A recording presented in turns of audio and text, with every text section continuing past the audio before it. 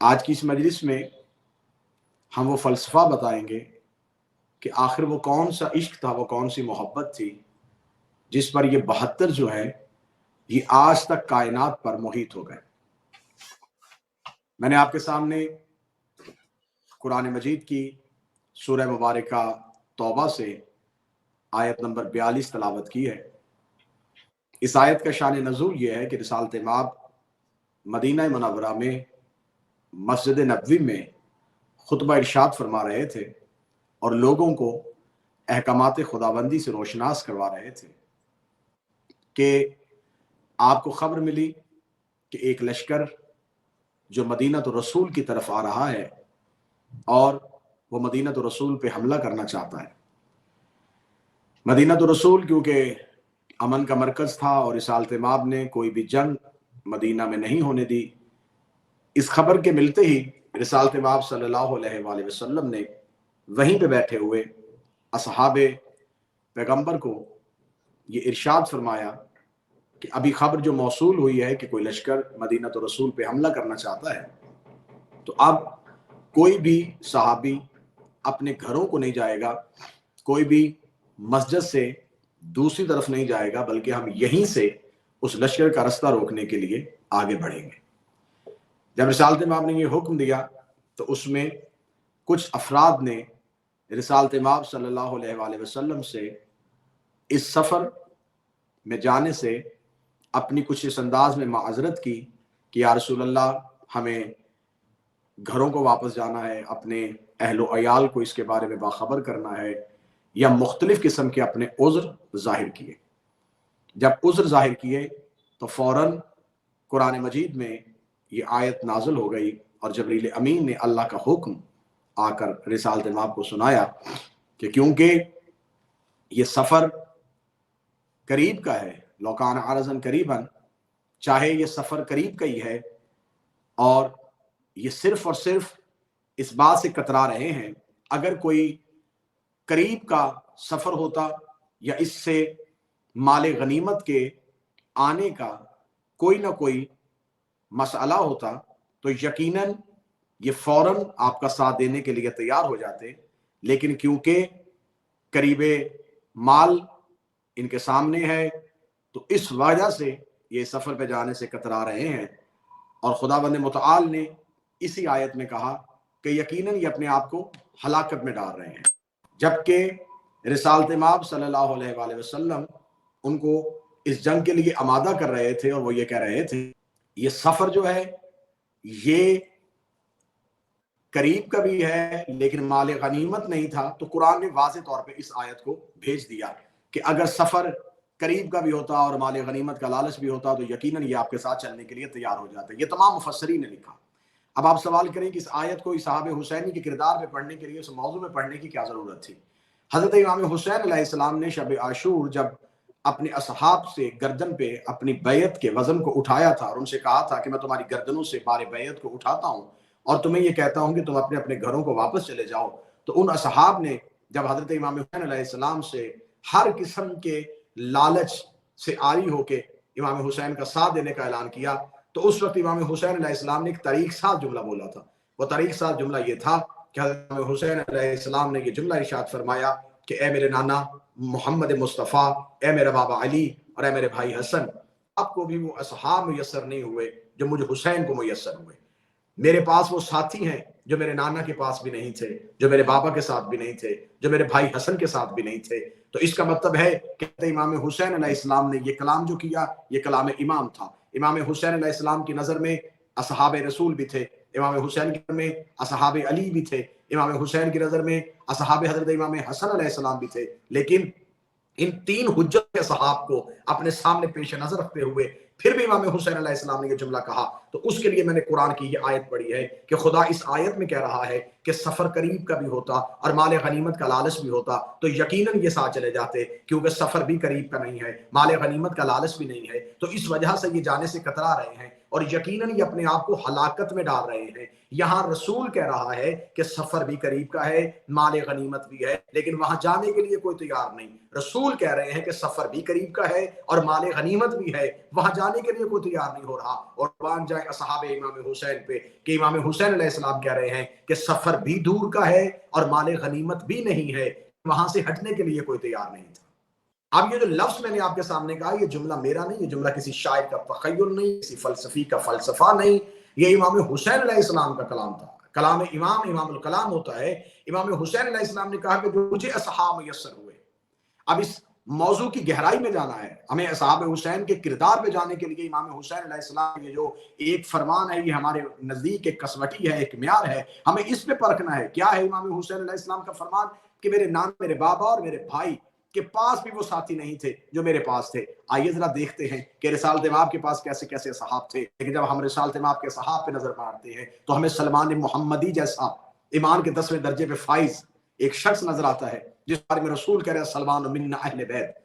تو جہاں رسول کے پاس سلمان جیسا منا اہل بیت کا تمغہ سینے پہ سجائے ہوئے ایک اصحابی موجود ہے، تو اس صحابی کا تقابل امام حسین کے 72 میں سے کس کے ساتھ کریں گے؟ تو آئیے، کیونکہ یہ میں نے پہلے کہا تھا، یہ کلام کسی شاعر کا نہیں، خود امام حسین کا۔ تو جب امام حسین کا یہ کلام ہے تو یقیناً اصحاب حسین میں کچھ ایسی خاصیت ضرور تھی جس کا تقابل اصحاب پیغمبر، اصحاب امیر المومنین، اصحاب حضرت امام حسن علیہ السلام سے کیا جا رہا تھا۔ اب آئیے میں ایک ہی تقابل کو پڑھ دیتا ہوں۔ رسالت امام کے پاس کون تھا؟ سلمان محمدی۔ میں یہاں امام حسین علیہ السلام کے صحابہ میں سے زہیر کا تقابل نہیں پڑھتا، میں حبیب کا تقابل نہیں پڑھتا۔ حبیب امام حسین کے پرانے ساتھی، زہیر امام حسین کے ساتھی۔ میں مسلم اوسجا کو نہیں پڑھتا، میں زہیر ابن کین کو نہیں پڑھتا۔ آئیے میں صرف اتنا جملہ کہتا ہوں کہ امام حسین علیہ السلام کے اصحاب میں سے جس نے بہت کم عرصہ امام حسین کے ساتھ گزارا، اس کا نام حر ہے۔ جناب حر امام حسین علیہ السلام کا رسول میں سے، دشمن کے سپہ سالاروں میں سے، اور امام حسین علیہ السلام کو کربلا اتارنے والوں میں سے۔ جناب حر جب امام حسین علیہ السلام کے پاس آتے ہیں تو وقت کتنا ہے؟ اگر ہم مقتل کو دیکھیں، اگر ہم تاریخ کو دیکھیں تو جناب حر کی حسینی عمر دنوں میں نہیں، گھنٹوں میں۔ جناب جو وقت امام حسین علیہ السلام کے ساتھ گزارا وہ مہینوں میں محیط نہیں، وہ دنوں میں محیط نہیں، وہ لمحوں میں ہے کہ حر آئے ہیں اور امام حسین نے فوراً حر کو واپس بھیج دیا کہ حر حملہ کرو۔ اب جناب حر امام حسین علیہ السلام کے پاس، میں پوری مقتل کی ذمہ داری کے ساتھ کہہ رہا ہوں کہ امام حسین علیہ السلام نے وہ اپنے پیچھے نماز بھی ادا نہیں کرنے دی۔ جناب حر کو آتے ہی ادھر جناب حر نے آ کے امام حسین سے اپنی معذرت کا اظہار کیا اور اپنی نصرت کا اعادہ کیا، اور امام حسین علیہ السلام نے اس کی نصرت پر ہم اپنی آمادگی کا اظہار کرتے ہوئے اسے فوراً مقتل کی طرف کر دیا۔ اب آئیے ذرا دیکھیے کہ حر صرف چند لمحوں کے لیے امام السلام کے پاس آئے اور نماز بھی ایک نہیں پڑھی، کیونکہ اگر نماز پڑھ لیتے تو پھر آج یہ کہہ دیا جاتا کہ حر کی نماز حر کی بخشش کا باعث بنی۔ امام حسین علیہ السلام نے حر کو فوراً میدان میں بھیج کے دنیا کو یہ کہنے میں مجبور کر دیا کہ یہ عبادت کی وجہ سے نہیں، یہ محبت حسین کی وجہ سے جا رہا ہے۔ بے شک۔ اب جو بات میں آپ کے سامنے کھولنا چاہ رہا ہوں سامعین گرامی قدر اور ناظرین محترم، جناب حر نے لمحات گزارے امام حسین کے ساتھ، اور ادھر تقابل کس کے ساتھ ہے؟ جناب سلمان محمدی کے ساتھ۔ سلمان محمدی 650 سال کا ہے، اس کی 650 سال کی مدت کو حر کے لمحوں کے ساتھ تولا جا رہا ہے۔ حر لمحوں میں آیا، سلمان محمدی مدتوں ساتھ رہا، لیکن امام حسین کہہ رہے ہیں کہ میرے پاس وہ ہیں جو میرے نانا کے پاس بھی نہیں تھے۔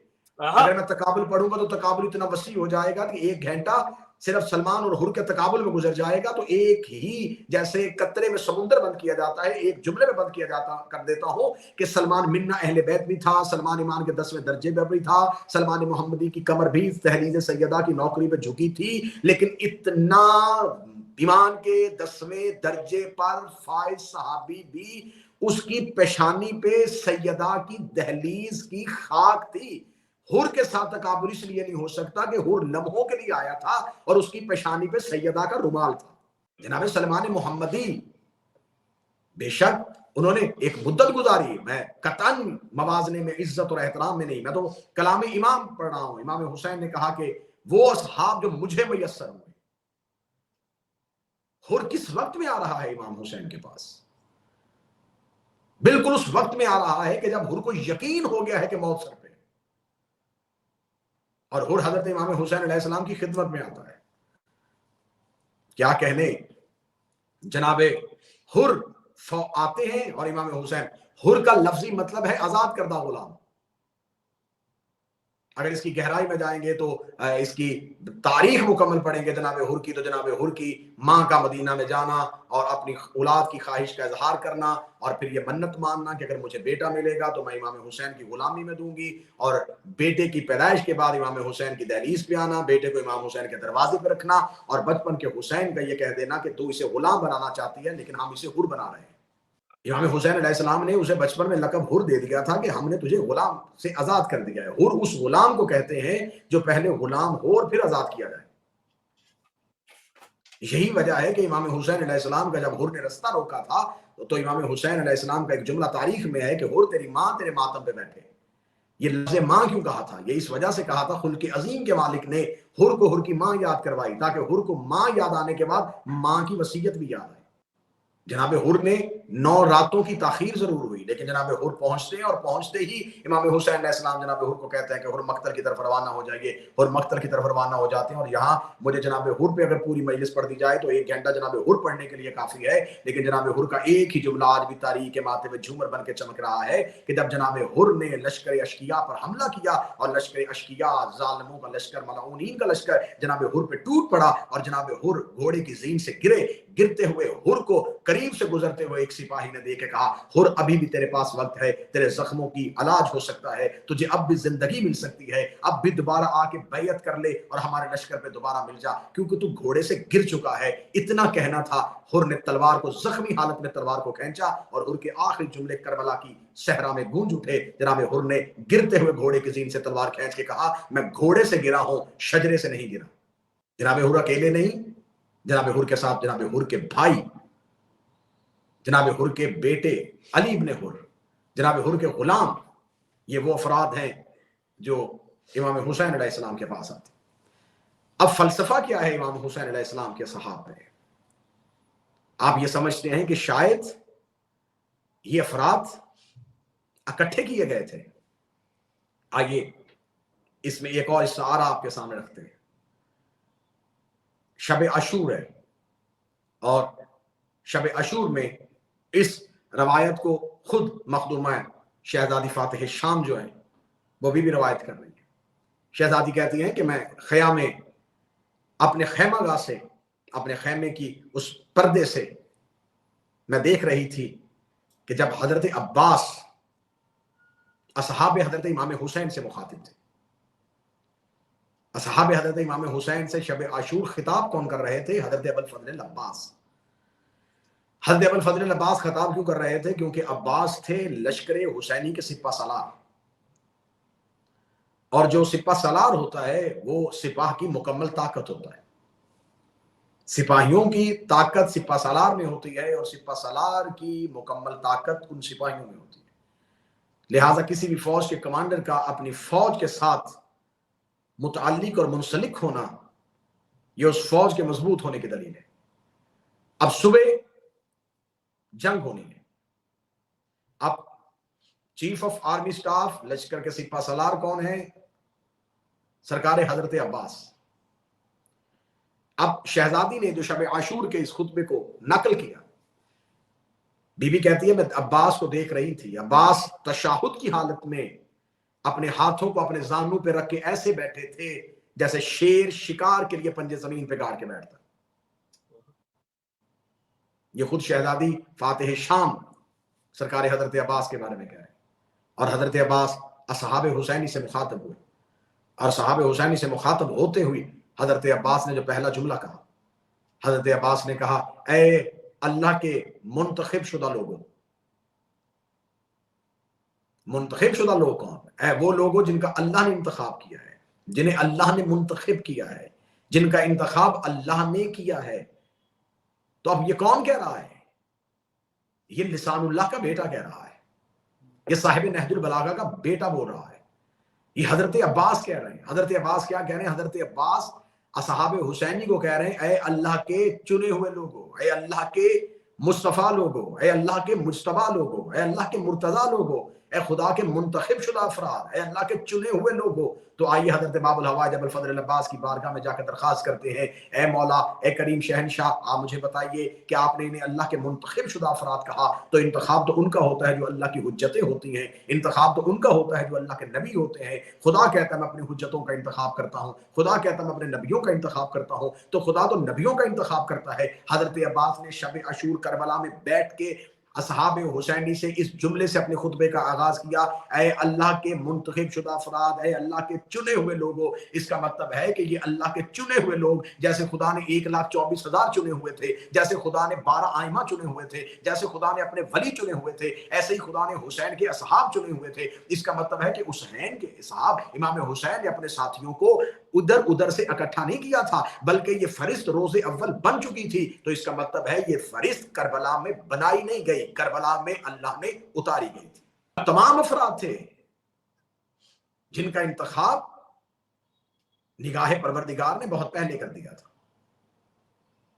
کیا کہنے صحابہ حسینی کا کردار پڑھنے سے پہلے اگر شب عاشور حضرت عباس کے وہ خطبے کی چند سطریں پڑھ لی جائیں تو پتہ چلے کہ سامنے بیٹھے ہوئے لوگ کون تھے۔ یہ جملہ کہنے کے بعد اے اللہ کے منتخب شدہ لوگوں، اگلا لفظ سنیے گا، اگلا حضرت عباس نے کہا ہے اے آل اللہ کے مددگاروں، اے اللہ کی آل کے مددگاروں۔ یہ جملہ کہنے کے بعد حضرت عباس نے کہا اے پوری کائنات سے افضل ترین لوگوں، خیر البریہ کا لفظ کہا، بریت پوری کائنات کے، اے کائنات کے افضل ترین لوگوں۔ یہ کہنے کے بعد حضرت عباس نے کہا صبح تمہارا مقابلہ کفار کے ساتھ ہے، تم کافروں کے سامنے جاؤ گے، تم شمشیر زنی کرو گے کافروں سے، تم تیر اندازی کرو گے کافروں سے۔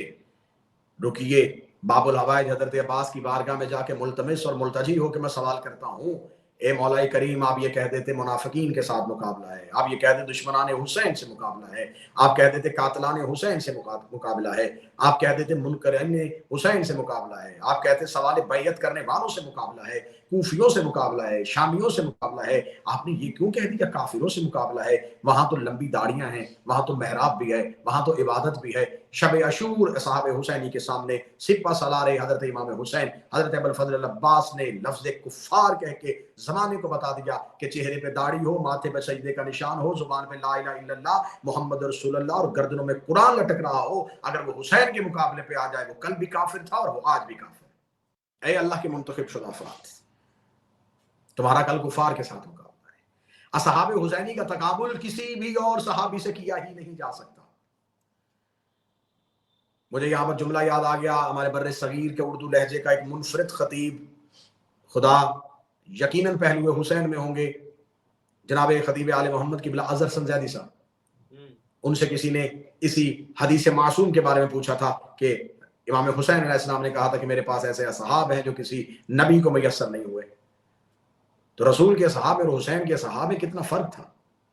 وہ ذو معنی اور فی البدیع جملوں کے خطیب تھے، ان سے زیادہ الفاظ کی ترتیب اور الفاظ کا بہتر استعمال کون جانتا تھا۔ قبلہ زیدی صاحب کہنے لگے آنے اور جانے کا فرق تھا،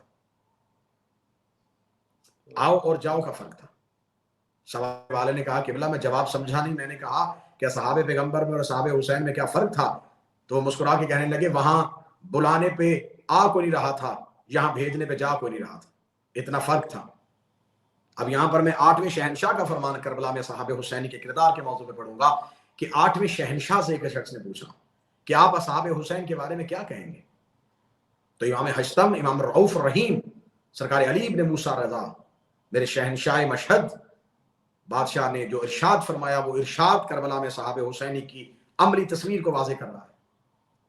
سرکار امام حشتم فرماتے ہیں کہ میرے جد حسین کے کربلا کے اصحاب کی نات میں کوئی شبیہ نہیں ہے۔